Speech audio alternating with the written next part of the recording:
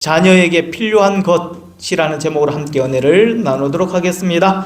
자녀들에게 필요한 것 무엇일까요? 여러분, 모니카라는 여인입니다. 이 모니카는요, 기도의 어머니로 유명합니다. 방탕한 아들 어거스틴을 회심시켜 중세, 이 최대의 성자로 만들었던 기도가 그녀에게 있었기 때문에 우리는 그렇게 불리웁니다. 한날은 그녀의 평생 소망을 아들에게 말했습니다. 사랑하는 나의 아들아, 나는 세상의 그 어떤 것에도 기쁨을 느낄 수가 없구나. 그 이유는 단 한 가지, 나의 간절한 소망이 이루어지지 않아서 그렇단다.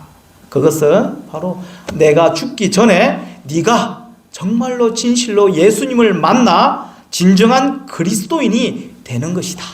이게 내 평생의 소원이자 기도 제목이란다 라고 이렇게 이야기를 했다고 합니다. 이 소망으로 30년 동안 끊임없이 기도한 그녀 가운데 하나님께서는요, 결국 그녀의 그 눈물 어린 기도의 응답을 허락해 주셨지요. 어거스틴이 33세에 회심하고 결국에는 하나님의 품으로 돌아왔습니다. 모니카를 기념하면서 이 가톨릭 교회에서는요, 이런 노래를 불렀다고 하지요. 죄인된 아들을 구하기 위하여 어머니는 울면서 기도한다. 근심 걱정으로 지내는 어머니는 밤낮을 불구하고 울면서 구한다. 뜨거운 눈물로 끊임없이 기도한 과부는 가련도 하다. 떨어지는 눈물 방울 소리도 하나님을 찾는 기도이다. 눈물은 떨어져 폭포를 이루고 기도의 마른 산을 이룬다. 어머니의 뜨거운 그 마음은 언제나 하나님께 상달된다.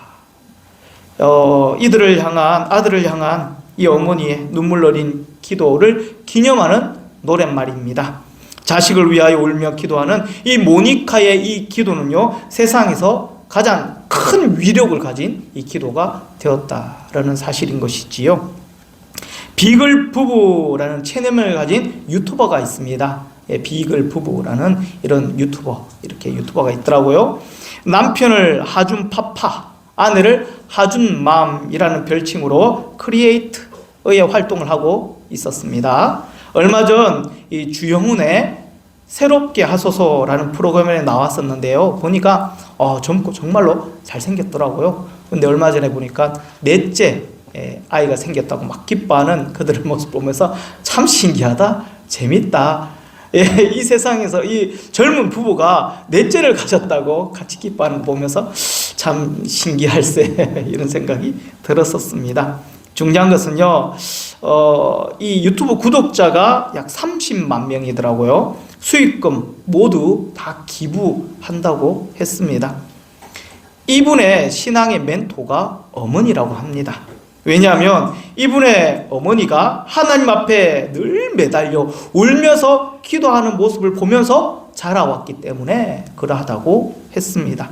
그래서 어머니의 기도로 말미암아 그 자녀들이 복된 가정을 이룰 수 있었고 아름다운 가정을 이룰 수 있었다. 다 어머니의 기도 덕택이다. 울면서 기도했던 그 어머니의 뒷모습을 바라보면서 우리가 커왔다라고 이렇게 고백하고 있었습니다.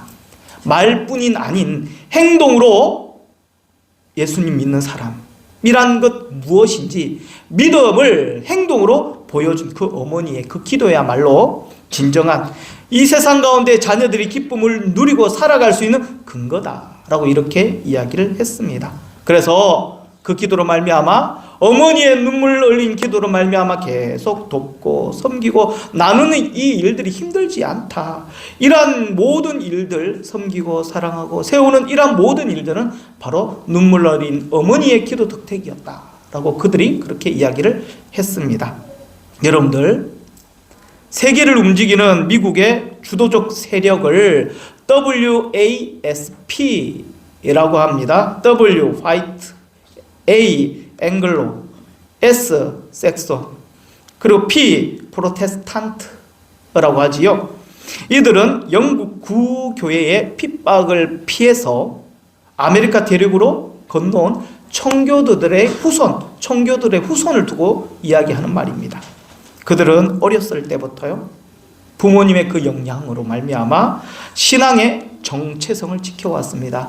얘들아, 세대는 변하고 나라는 변하고 시간이 가더라도 결코 잃어버리지 말아야 될 때 이 신앙의 이 정체성은 반드시 지켜내거라 라는 그 부모님들의 그 가르침을 받아서 그들이 어떠한 일이 있더라도 어떤 역경을 견뎌내더라도 그 신앙의 정체성을 지켜내려고 안간힘을 썼다라는 것입니다. 그야말로 그러므로 말미암아 이들은요 엄청난 축복을 받아서 세계에서 다들 리더들이 된 것입니다. 말할 수 없는 역경도 있었지만 부모로부터 이어받았던 이 신앙적 이 유산들을 그들이 온전히 잘 지켜내었기에 그들은 결국 하나님께서 높이 세우시는 그 축복을 온전히 받아 누릴 수가 있었던 것입니다. 지금 세대 체계 강국이라 하면 미국을 우리나라에 제할 수는 없지 않습니까? 미국이 그렇다라는 거예요. 이 신앙 바탕 위에 세워진 강대국 하나님께서 어찌 외면할 수가 있겠습니까? 지금 여러분들은 자녀들을 향한 생각, 어떠한 생각을 가지고 계시는지요? 예수님께서 골고다를 오르실 때에 형용할 수 없을 만큼 고통스러우셨어요.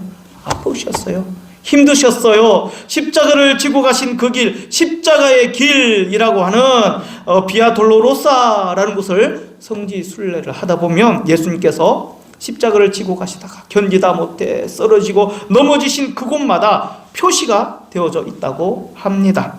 그래서 그곳을 순례하는 이들은요 지금도 그 자리를 지나칠 때마다 그곳에 앉아서 함께 기도를 드리고 예수님께서 그 아파하셨던 그 길을 함께 고통 가운데 공감해 그런 어떤 믿음들을 갖기도 한다고 하지요. 예수님께서 십자가를 지시고 쓰러지시는 그 모습을 바라보면서 백성들과 여인들은요 가슴 속에서 저며오는 그 애절함을 통곡하고 애달하며 같이 아파하고 있었습니다. 그때 예수님께서 도리어 그들에게 말씀하시죠. 오늘 본문 28절에 보시면 예루살렘의 딸들아 나를 위하여 울지 말고 너희와 너희 자녀를 위하여 울라. 우리를 너무 사랑하셔서 예수님께서 지셔야 되는 그 십자가는 누가 뭐라고 해도 어쩔 수 없이 본인이 감당하셔야 되는 그 길임에 분명하기에 어쩔 수 없는 그 길이기에 지금 나를 위해서 울지 말고 너희 자녀들을 위하여 울라. 지금 필요한 것은 내가 마땅히 져야 하는 이 길, 십자가의 그 길이 아니라 너희 자녀를 위하여 앞으로 너희 자녀들이 어떻게 될 것인가를 염려하고 너희 자녀를 위하여 지금 울어야 될 때다 라고 예수님께서는 그렇게 고통 가운데 간절한 마음으로 예루살렘의 딸들을 위하여 말씀 주셨습니다. 쉽지 않은 인생길, 특히 자녀들이 이 죄악의 길로 가게 된다면 예수님의 고난보다 더 험악한 고통이 그들 가운데 있음을 아시고 예수님께서는 지금 자녀를 위하여 울어야 될 때 지금이 그때다 라고 말씀하고 계시는 것입니다. 그렇다면 자녀의 무엇을 놓고 우리가 함께 울면서 기도해야 할까요? 첫 번째, 사랑하는 자녀들과 후손들의 영혼 구원을 위하여 함께 울며 기도해야 될 때입니다. 영혼 구원. 미국의 라이언 화이트라는 이 소년의 이야기가 있습니다. 라이언 화이트가 13살 때에 초등학교 6학년쯤 되지요. 우리 한국 학년기로 보면 13살 때 혈우증이라는 병에 걸렸어요. 그래서 폐이식 수술을 하는 그 수혈 과정 중에 에이즈라는 병에 감염되고 말았습니다. 그때 당시 딱히 에이즈라는 이 연구와 치료법이 개발되지 못한 그 상황에서 그 아이는 속수무책으로 그저 죽음을 기다릴 수밖에 없었습니다. 다시 말하면 13살밖에 안 됐는데 시한부 인생을 살아갈 수밖에 없게 되었다라는 것이겠지요. 그러나 그 어린 소녀는요 자신이 죽는다는 것에 대하여 그 아무도 그 어떤 일도 원망으로 입으로 죄를 짓지 않았습니다. 부모도 형제도 의사들에게도 원망하지 않았다고 하네요. 항상 밝은 웃음을 보였고 모두에게 친절했다고 합니다. 오히려 그 아이로 말미암아 염려하면서 힘들어하는 부모를 위로하며 밝게 지냈던 아이였습니다. 이러한 사실이 방송 매체를 통해서 전 미국에 전해지자 이 많은 사람들의 이 마음들을 감동시켰고, 이 많은 사람들이 이 화이트라는 이 아이를 위해서 이렇게 기도도 하게 되었다고 하지요. 당시 유명 인사들은요, 앞을 다투어서 이 아이를 찾아와 방문하며 같이 격려하고 위로했다고 합니다. 그 당시 미국의 레이건 대통령도 유명한 이 팝 가수였죠. 마이클 잭슨도 찾아와서 함께 위로했다고 합니다. 결국 이 소년은요, 5년을 더 살다가 18세에 젊은 나이, 어린 나이에 죽었습니다. 그가 마지막으로 아버지와 함께 나눈 이 대화의 이 내용이 사람들의 마음을 감동시켰습니다. 아버지는 죽어가는 그 아들에게 이렇게 말을 하지요. 아들아, 미안하다. 나는 아무것도 너희에게 해줄 것이 없구나. 아빠가 더 이상 어떤 것도 줄 수 없음을 용서해다오. 아들은 대답합니다. 아니요, 아버지. 전 지금까지 너무 많은 것을 받았습니다. 아무도 아빠가 제게 준 것을 준 사람은 없습니다. 아빠는 내게 천국의 열쇠를 주었잖아요.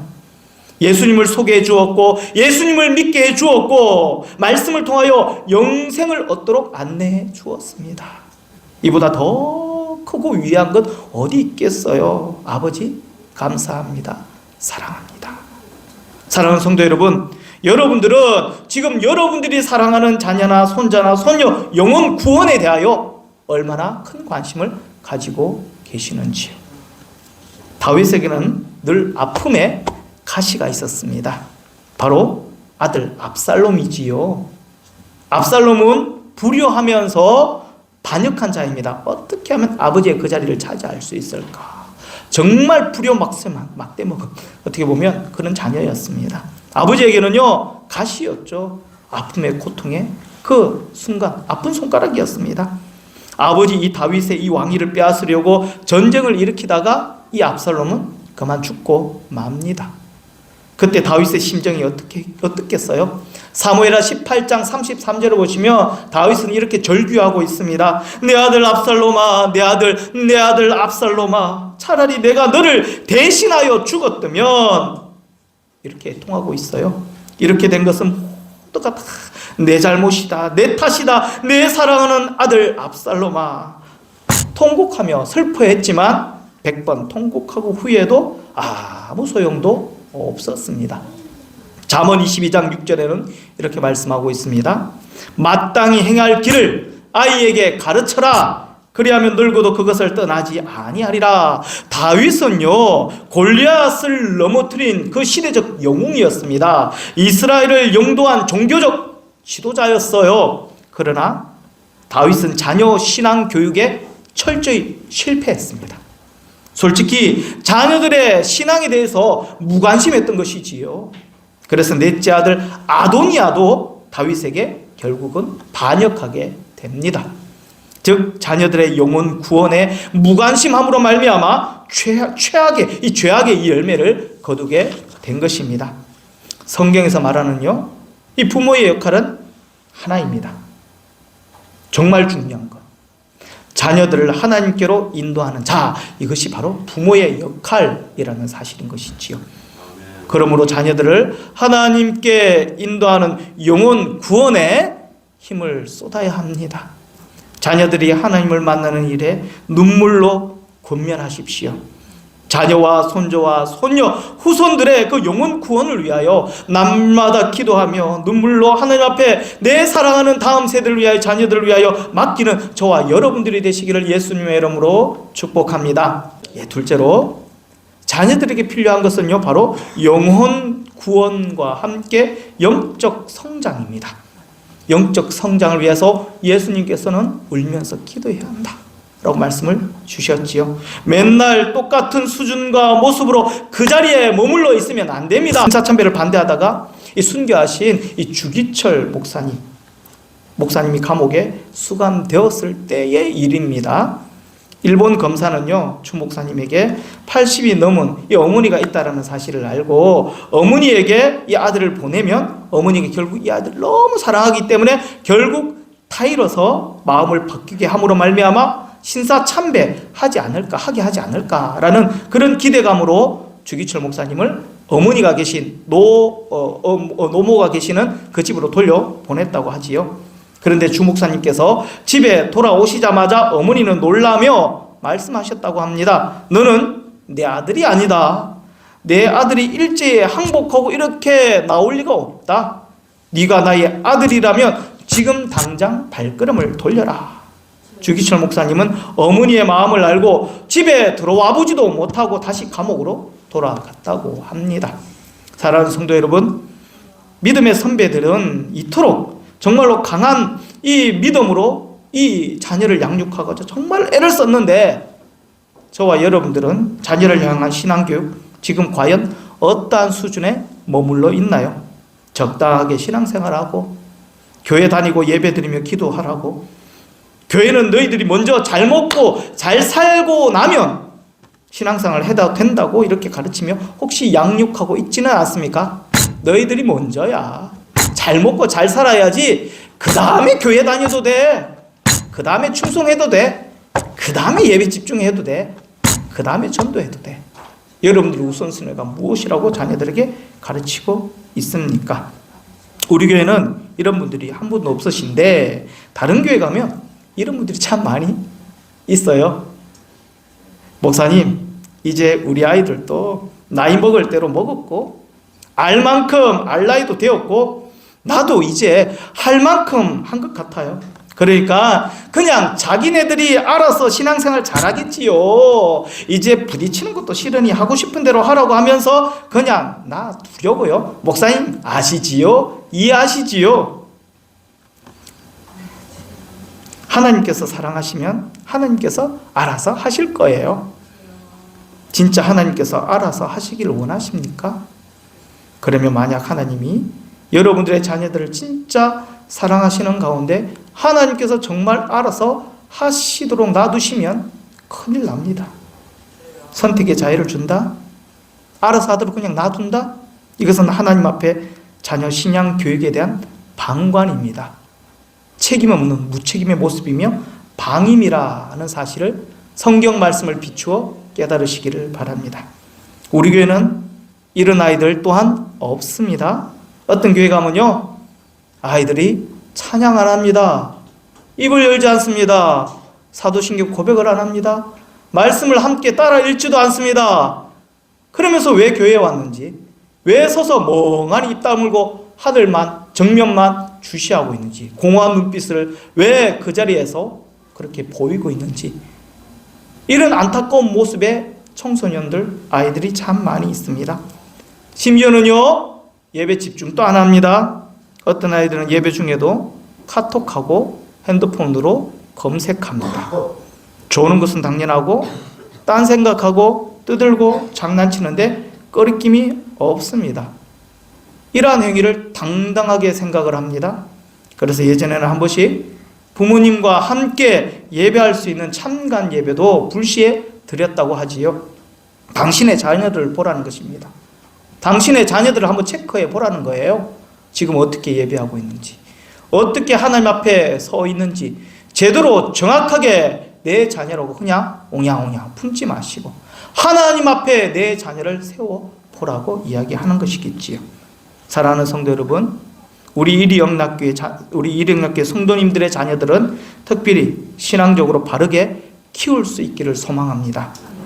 우리 교회의 미래이며 소망이기 때문에 그렇습니다. 여러분들은요, 하나님의 비전이고 하나님의 꿈입니다. 하나님이 여러분들에게 거시는 기대가 크다라는 사실을 잊지 마시기를 예수님의 이름으로 축복합니다. 아유, 대답해야지. 축복합니다. 예, 여러분들이 꿈이고 미래고 하나님의 나라입니다. 하나님께서 여러분들에게 거시는 기대가 크다라는 사실을 잊지 마시기 바랍니다. 아직 철이 안 들어 그렇지요, 뭐 차차 나아질 거예요 라고 생각하면요, 여러분들 큰 오산입니다. 3살 버릇 8까지 간다. 변하지 않습니다. 지금 여러분들이 신경 쓰시고 울면서 기도하고 우리 자녀들이 바르게 커갈 수 있도록 정말로 억척같이 양육해 주시기 바랍니다.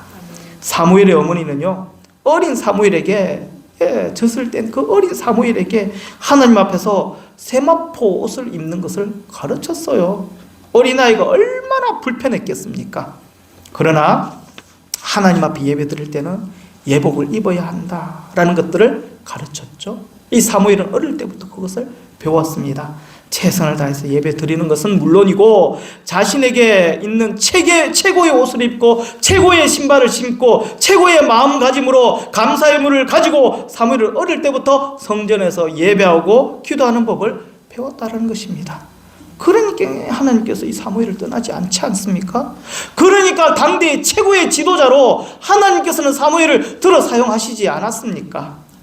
여러분, 아이들이 아무리 어려도, 정말로 아무리 어리다고 할지라도 분위기는 다 이해할 수 있는 감정을 가지고 있습니다. 지각이 있어요.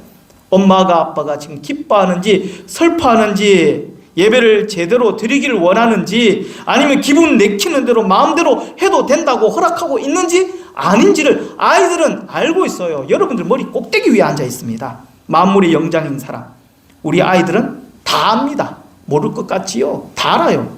어릴 때부터 신앙교육 철저히 시키시는 저와 여러분들이 되시기를 바랍니다. 저는 확신합니다. 반드시 이 신앙교육이 앞으로 살아가는 이들에게 크고 놀라운 자산이 될 거예요. 부와 명예와 축복의 근원이 될 줄 믿습니다. 어중간하게 어정쩡하게 이 자녀들이 배우게 되면 진짜 안 배우니만큼 못합니다. 제대로 가르쳐 주시고 한번 교육해 보십시오. 이게 맞다, 하느님이 말씀하셨지 않나, 말씀에 근거하여 입각하여 이게 맞다라고 정확하게 제대로 훈련시켜 보십시오. 확실히 자녀들의 인생이 달라질 것입니다. 의심하지 말고 자녀들을 위하여 늘 기도하며 울며 자녀의 영적 성장을 위하여 늘 애쓰시는 저와 여러분들이 되시기를 바랍니다. 마지막 셋째로 우리 자녀들에게 필요한 건 무엇일까요? 바로 영적 유산입니다. 영적 유산을 남기기 위하여 간절함으로 기도하는 의시는 저와 여러분들이 되시길 바랍니다. 여러분, 혹시 미국의 석유 재벌이지요, 록펠러를 아십니까? 그는요 100만 평 대지 위에 12개의 대학을 세웠죠. 그래서 미국의 혼납한 사람으로 유명합니다. 그중 하나가 바로 시카고 대학입니다. 이 시카고 대학은요 설립한 지 100여 년 동안 무려 52명의 노벨 수상자를 배출했습니다. 그리고 그 노벨을 수상한 그 교수 29명이나 그 시카고 대학에 지금 재직하고 있다고 하지 않습니까? 그 후 록펠러는요 시카고 이 대학을 비롯해서 총 12개의 대학, 종합대학과 4,928개의 교회를 지어서 하나님께 바친 사람으로도 유명합니다. 그리고 이 모든 일들이 11조만으로 이루어졌다고 하니까 그가 소유했던 부가 어느 정도였는지 우리 가히 상상할 수가 없습니다. 한 번은요 그가 교회에 예배에 참석했었던 때, 그때 한 기자가 그에게 이렇게 질문을 했습니다. 당신은 26년 동안 세계 제일의 부를 누리셨는데, 정말로 세계 최대의 갑부의 그 삶을 누리셨는데 그 비결이 무엇일까요? 라고 물었더니 뭐라고 대답했을까요? 록펠러의 대답 여러분들 아마 잘 아실 거예요. 나는 어머니로부터 엄청난 유산을 물려받았습니다. 첫째, 하나님을 친아버지로 섬겨라. 둘째, 목사님을 하나님 다음으로 섬겨라. 셋째, 주일 예배는 본 교회에서 드려라. 넷째, 오른쪽 주머니는 항상 11조 주머니로 하라. 다섯째, 아무도 원수를 만들지 말라. 여섯째, 아침에 목표를 세우고 먼저 기도하라. 일곱째, 잠자리에 들기 전 하루를 반성하고 기도하라. 여덟째, 아침에는 꼭 하나님의 말씀을 읽어라. 아홉 번째, 남을 힘써 도우라. 열 번째, 예배 시간에 매일 맨 앞자리에 앉아라. 은혜 받고 축복받는 자리는 앞자리다. 앞자리를 사수하라. 바로 이것이 내가 부자가 될 수 있었던 비결입니다. 이렇게 형통할 수 있었던 그 비결은 바로 어머니의 유언, 어머니의 신앙적 유산 때문이었습니다. 돈이나 재산보다 더 풍부한 믿음의 재산을 물려주신 어머니의 유산은요 제게 무한한 가능성을 열어주었답니다. 이렇게 대답을 했다고 하지요. 사랑하는 성도 여러분, 여러분들은 자녀들에게 무엇을 유산으로 남기고 싶으신지요? 얼마 전 2천억이 넘는 호텔 대표가요 17평입니다. 간판도 없는 고깃집에서 장사하는 다큐를 제가 보았습니다. 그는 세인트 존스라는 이 호텔을 경영하는 재벌 2세 40대 초반의 김헌성이라는 대표입니다. 참으로 바쁘게 열심히 살고 계시더라고요. 그런데 그 바쁜 가운데서도 삶의 질을 높이기 위해서, 즉 자신만의 행복을 찾기 위해서 일주일에 2번은요 허름한 간판도 없는 식당으로 출근해서 고깃집을 운영하고 있었습니다. 그분이 이런 얘기를 했어요. 행복은 물질에 비례하지 않고 가진 것이 많으면 많을수록 오히려 지킬 것이 더 많아지기 때문에 누구에게나 다 나름대로의 고충은 있다고 했습니다. 돈 많은 이 사람도 돈이 다가 아니다라고 한 것이지요. 돈이 많다는 것은요 그저 살아가는데 조금의 도움이 될 뿐이지 행복과는 상관이 없는 것 같다고 하면서 일부러 그가 행복을 찾아서 식당에서 고기를 썰고 반찬을 만들고 숯불을 만드는 그 영상을 보면서 아 그렇구나, 인생에서 돈은 반드시 필요하겠지만 돈이 전부가 아니구나. 만약 내가 내 자녀들에게 엄청난 돈을 유산으로 물려줄 수가 없다면 무엇을 물려줄 것인가? 내 자녀들에게 물려줄 게 그리 많지 않다고 한다면 과연 무엇을 물려줄 것인가? 돈보다 더 가치 있고 귀한 것을 물려줘야 되지 않을까? 세상을 이길 힘, 능력의 예수를 물려주시는 저와 여러분들이 되시길 바랍니다. 이것만 있으면, 이것만 제대로 가지고 있으면 됩니다. 절대 다른 이들에게 꿀리지 않는 그런 삶을 살아낼 것입니다. 우리 자녀들 잘 될 거예요. 승리할 거예요. 이 세상의 기둥이 될 거고 빛과 소금의 역할으로 선한 영향력을 바르며 많은 사람들이 우러러버리는 존경의 그 자리에 반드시 세워주실 줄 믿습니다. 여러분 자녀에게 무엇을 남기기를 원하십니까?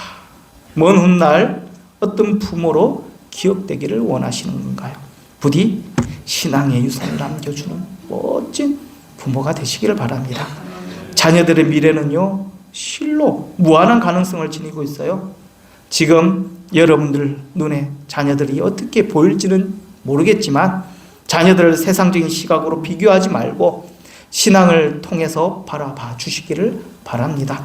그리하여 신앙의 대가 끊어지지 않도록 우리 모두가 눈물로 기도하는 멋진 부모님들, 특히 또한 자녀들이 되기를 바랍니다. 결론을 내리도록 하겠습니다. 오늘은요 다음 세대를 축복하는 어린이 주일이지만 자녀들과 후손들과 우리 위해서 나오는 사랑하는 다음 세대를 위해서, 여러분들의 자녀를 위해서, 그 누구를 위해서도 아닙니다. 여러분들의 자녀를 위해서, 여러분들의 후세를 위해서 부모와 할아버지, 할머니 여러분들에게 말씀으로 권면했습니다. 이제 자녀들의 영혼 구원을 위하여 여러분들 우시기 바랍니다. 자녀들의 신앙교육과 영적 성장에 최선을 한번 다해 보십시오. 무엇보다도 믿음의 영적 유산을 반드시 물려주시길 바랍니다. 예, 홍기가 찬 자녀들, 아니 아직까지 저 친구들 나이가 얼마 되지 않아 보이잖아요. 근데 저 친구들도 얘들아 너희들 시집장가 갈 거지? 예, 비혼주의자 아니잖아. 어쨌든 저 친구들 지금부터 기도해야 돼요. 하나님, 내 사랑하는 내 딸, 내 자녀들이, 아들들이 믿음의 배필들을 만날 수 있도록 하나님, 믿지 않은 배필을 만났다 하더라도 그 가정을 변화시켜 달라고, 그리고 주님 앞에 다 나올 수 있는 은혜와 구원의 역사 허락해 달라고 기도하시기를 바랍니다. 그래서 참 그래요. 우리 자녀들을 위해서 믿음의 영적 유산을 참 남겨주시기를 바랍니다. 예수님을 물려주십시다. 이를 위하여 늘 기도의 자리를 찾아 무릎으로 애통하는 저와 여러분들이 되기를 바랍니다. 자녀 양육은요 세상의 교육이 아닌 무릎의 힘으로 하는 것이에요. 부모의 기도가 자녀를 위대하게 만듭니다. 기도하십시오. 기도하시면 됩니다. 기도는요 부모가 죽은 뒤에도 여전히 효력이 있어요. 자녀들에게 부모의 기도의 소리가 들리게 합시다. 부모의 기도 소리가 평생 귓가에, 귓전에 울리게 하도록 해서 자녀들이 하나님께 사랑받는 귀한 존재로 세워가시는 멋진 믿음의 선진 모든 부모님들이 되시기를 예수님의 이름으로 축복합니다.